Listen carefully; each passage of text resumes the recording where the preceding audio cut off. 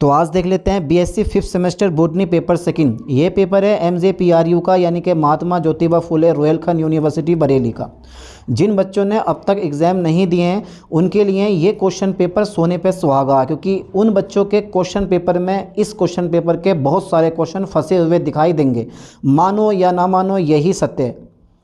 जिस तरह से सूरज पूरब से निकलता है उसी तरह से इस क्वेश्चन पेपर के कुछ क्वेश्चन आपके क्वेश्चन पेपर में रखे हुए मिलेंगे। इसीलिए बोल रहा हूँ कि इस क्वेश्चन पेपर के सभी क्वेश्चन को अच्छी तरह से तैयार कर लो।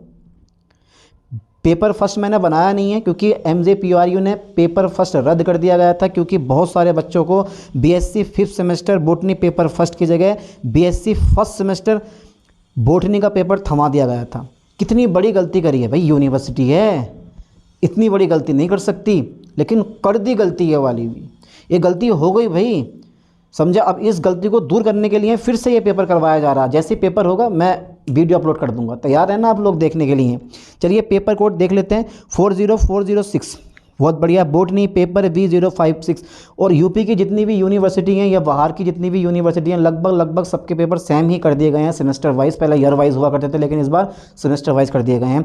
तो आपको घबराने की जरूरत नहीं है। सबसे बड़ा बच्चों को आराम मिला, पेपर 3 घंटे की जगह 2 घंटे का दे दिया। शायद गवर्नमेंट के पास भी इतना टाइम नहीं है और बच्चों के पास तो है ही नहीं। बच्चों तो लुल कहाँ पढ़े हैं, बिल्कुल 2 घंटे का पेपर दे दिया। कितना इजी पेपर कर दिया। चलिए पेपर का नाम याद कर लो, molecular biology and bioinformatics. 2 घंटे का पेपर, मैक्सिमम 75। सारे खंड जो हैं निर्देशानुसार हल करो। अच्छा सेक्शन ए पे हम आते हैं, खंड आ पे आ गए हम। अच्छा हर पेपर में यही हो रहा, चाहे पेपर केमिस्ट्री का हो, फिजिक्स का हो, बॉटनी का हो, जोलॉजी का हो, सभी का पैटर्न सेम रखा है। और यही नहीं, आप अगर और साइड में पहुँचते हो, बीए में पहुँचते हो, तो उसमें भी हर एक पेपर का पैटर्न सेम ही रखा है इन लोगों ने। चलिए सभी 10 प्रश्नों को उत्तर दीजिए। प्रत्येक अति लघु उत्तरीय प्रश्न 2 अंकों का है। अधिकतम 75 शब्द जो हैं लघु उत्तर अपेक्षित है। चलिए 75 शब्दों में आंसर दे देंगे। हम डरे हैं किसी से? जिम कर रहे हैं भाई। अच्छा एक बात मैं आपको और बता दूं, पहले ऐसा हुआ करता था कि 8 क्वेश्चन उसने दिए और 8 क्वेश्चन में से 5 क्वेश्चन उसने पूछ लिए, 3 क्वेश्चन की हमें छूट मिलती थी। लेकिन अब तो डायरेक्टली उन्होंने 10 क्वेश्चन बोल दिए हैं। बेटा अगर एक क्वेश्चन भी आपसे नहीं आता ना तो समझ लेना आपका 2 नंबर गए। करो या मरो की स्थिति है, मरता क्या नहीं करता, वो वाला हिसाब कर रखा है अब। अच्छा क्वेश्चन नंबर 1 का ए नंबर है, हेट्रोक्रोमेटिन क्या है? भाई आपने पढ़ रखी है बॉटनी, आपको आती होगी। हेट्रोक्रोमेटिन क्या है? रट लो क्वेश्चन को, जिनके एग्जाम नहीं हुए आ गई पक्का। बी नंबर है, सर्कुलर डीएनए क्या है? सर्कुलर डीएनए क्या? वाह क्या बात है। What is BT cotton? BT कपास क्या है? अरे यार ये 12th क्लास में बड़ी अच्छी तरह से पढ़ाता हूँ मैं। बीटी कपास, बीटी बैंगन, बीटी टमाटर, बीटी फसलें है भैया, वही तो चीज़ें होती हैं। अच्छा मुझे बीटी की फुल फॉर्म लिख के दिखाओ बेटे, तब मैं जानूंगा कि हाँ सच में आप बॉटनी बहुत अच्छी तरह से पढ़ रखी है।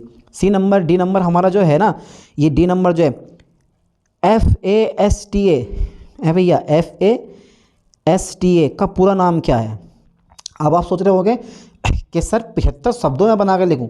अबे मैक्सिमम 75 शब्द हैं, आप 75 शब्द से 25 शब्द में भी यूज़ कर सकते हो, आप 20 वर्ड में भी उसका यूज़ कर सकते हो। जरूरी नहीं कि आप 75 बना के लिख के मत ना। पूरा नाम क्या है बस इतना लिखना है, फुल फॉर्म लिखनी है।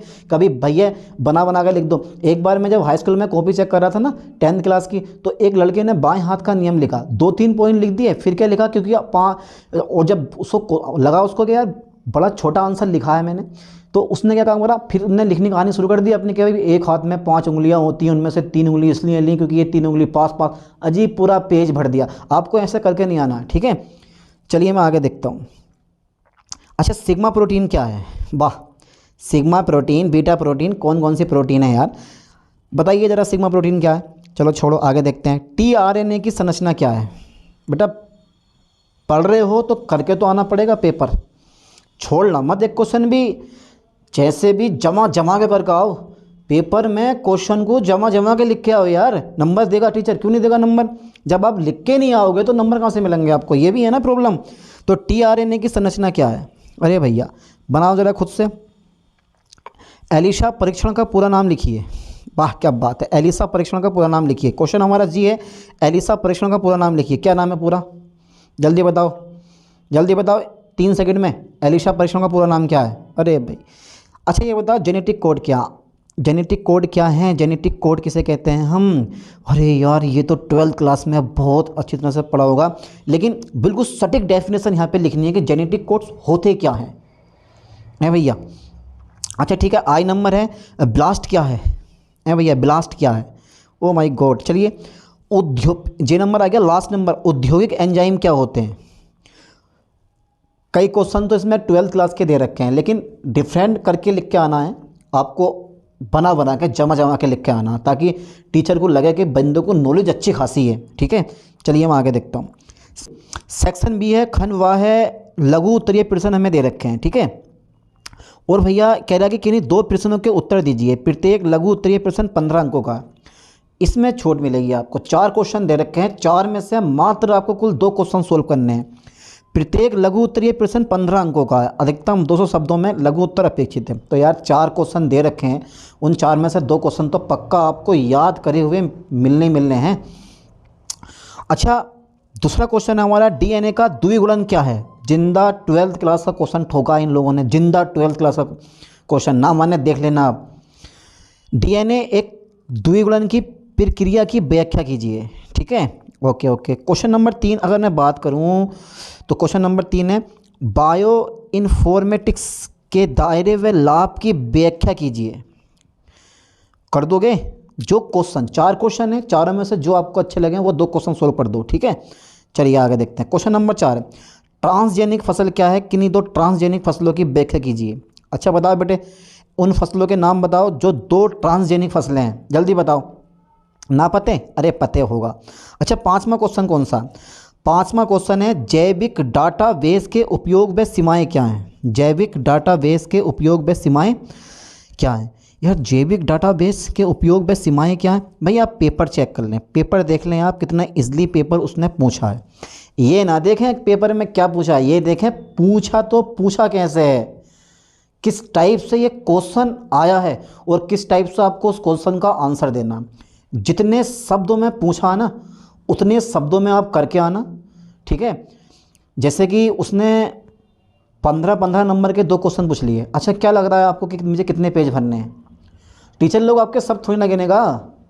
अरे भाई, जो टीचर आपकी कॉपी चेक करने वाले होंगे वो आपके शब्द नहीं गिनेंगे कि भाई 200 शब्द हैं या नहीं है, वो देखेंगे आपने कितने पेज भरे हैं।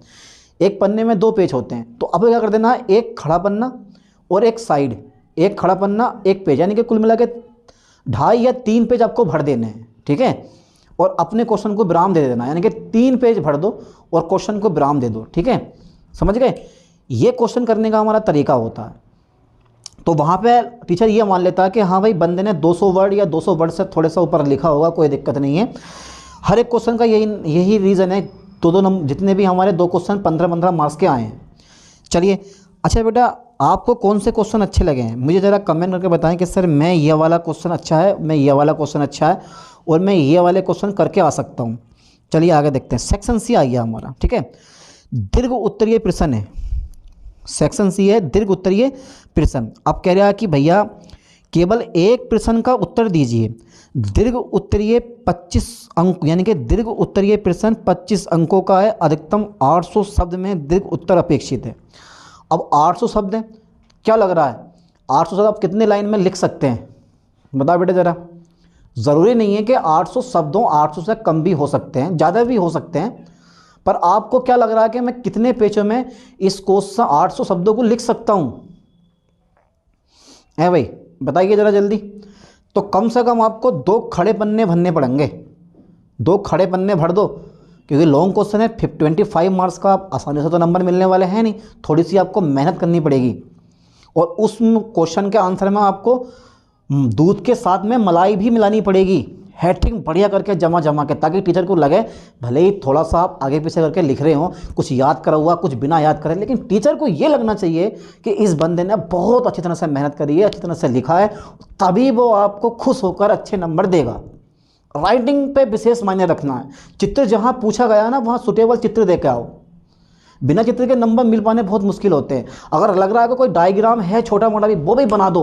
और अधिकांश अपनी भाषा को जो आप यूज़ कर रहे हो ना, जो आप लिख रहे हो, एक तो आप बुक की भाषा में लिखें उस चीज़ को, दूसरा पॉइंट ये कि उसको चित्र से ज़्यादा समझाने की कोशिश करो। कहीं चित्र ना है और तुम्हारे दिमाग में फंस रहा है कि यार ये चित्र बन सकता है या ये हेटिंग टाइप का बन सकता है, लिख दो, छोड़ो मत बिल्कुल भी। यही तरीका होता है नंबर लाने का। ना तो टटोलते फिरते रहोगे यार मैं इतना अच्छा लिख कर आया हूँ, मुझे मेरे नंबर नहीं आए, और यही यूं ही नंबर काटता है टीचर।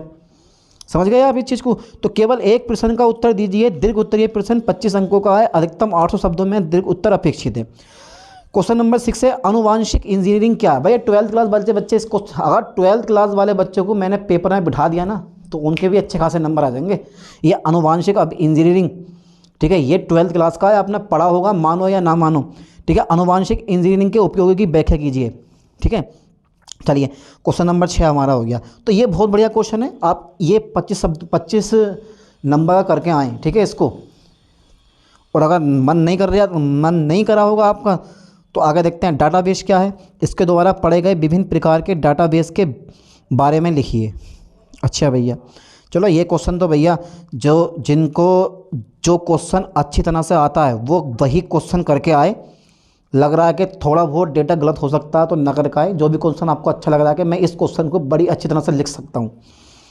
और कुछ बच्चे तो इतने नालायक होते हैं भैया, जिनको यही पता ना होता मुझे लिखना क्या है, बस लिखे शुद्ध हैं, खुद को पता नहीं होता है कि मैं लिख के क्या आया हूँ। कुछ बच्चे ऐसे भी होते हैं। चलिए 8वां क्वेश्चन है निम्न पर संक्षिप्त टिप्पणी लिखिए। भाई ये तो क्वेश्चन मुझे लग रहा है कि बहुत कम बच्चे ऐसे होंगे जो ये क्वेश्चन करके आए होंगे। निम्न पर संक्षिप्त टिप्पणी लिखिए। पॉलीमेरेज एंजाइम, वाह क्या बात है। अच्छा ठीक है, पॉलीमेरेज एंजाइम, मोलेकुलर आणविक डीएनए मार्कर, वाह। पीसीआर, वाह। आरएनए की संरचना और प्रकार, ठीक है। अच्छा एक क्वेश्चन और बचता है इसमें अभी, और वो बचता है फाइलोजेनेटिक वृक्ष के निर्माण की विधियाँ, ठीक है। फाइलोजेनेटिक वृक्ष के निर्माण की विधियाँ। तो सेक्शन सी में हमने देख लिया कि हमें 6, 7, 8 3 क्वेश्चन दे रखे हैं, उनमें से हमें एक क्वेश्चन सोल्व करना है। सेक्शन बी में हमने ये देख लिया कि भाई हमें 4 क्वेश्चन दे रखे हैं 2 से 5 तक, उसमें से हमें 2 करने हैं। और सेक्शन ए में 10 के 10 क्वेश्चन सभी हमें हल करने हैं, यानी कि 10 और 2 12 और एक 13 क्वेश्चन, कुल मिला के 75 मार्क्स के हैं आपके। और अब आप पेपर को कैसे करके आए हो, कैसे लिख के आए हो, वो आप पे डिपेंड करता है। भाई लिखने की भी एक विधि होती है बीएससी में, बीए में, और ये विधि आप सबको आनी चाहिए, क्योंकि आप बीएससी 5th सेमेस्टर में हो, 1st सेमेस्टर में नहीं हो, जो आपको बार बार बतानी पड़ेगी, ठीक है। तो इसलिए इन सारे क्वेश्चन को अच्छी तरह से पेपर कर लो। आई होप कि आने वाला आपका पेपर बहुत ही अच्छा जाएगा। पेपर फर्स्ट में डाल दूंगा, वीडियो का वेट करें। चलिए मिलते हैं नेक्स्ट लेक्चर में, नेक्स्ट वीडियो में। थैंक्स।